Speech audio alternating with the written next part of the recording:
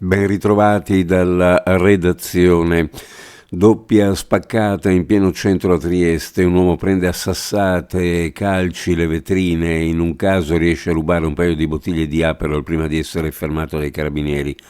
Nel mirino sono finiti il bar buffet Borsa in via della Cassa di Risparmio e il caffè James Joyce in piazza del Ponte Rosso.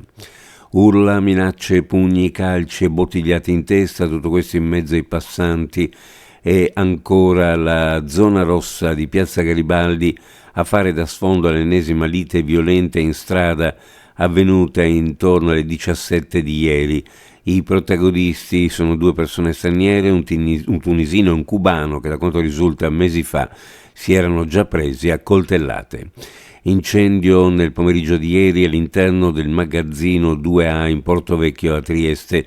Il magazzino risulta abbandonato e nessuna persona è rimasta intossicata o ferita. In via precauzionale sono state evacuate le persone che in quel momento si trovavano negli spazi limitrofi. Il Tribunale di Trieste in due occasioni diverse ha rinviato a giudizio Sebastiano Visintin, marito della scomparsa Liliana Ressinovic, per diffamazione e per lo stesso reato ha condannato una youtuber.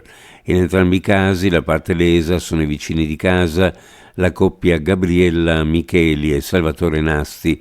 Lo ha reso noto l'avvocato che assiste i due, Francesco Mazza.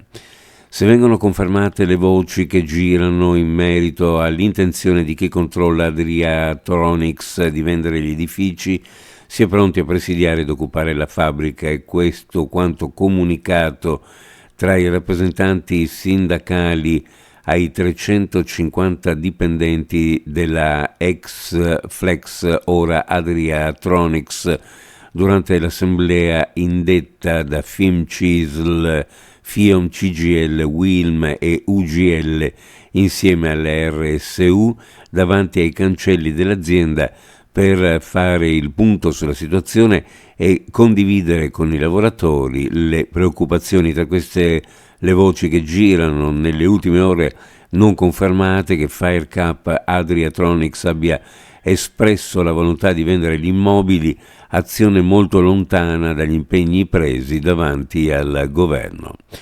Uno sguardo alle previsioni meteorologiche: oggi cielo in prevalenza sereno, poco nuvoloso, per il passaggio di qualche velatura in quota e la formazione di qualche nuvolamento sulle prealpi, possibili locali gelate notturne anche in pianura, inversione termica in montagna. Per quanto riguarda le temperature minime in pianura, fra -2 e +2 gradi, le massime fra 12 e 14, sulla costa minime fra 3 e 5, le massime fra 10 e 12 gradi centigradi.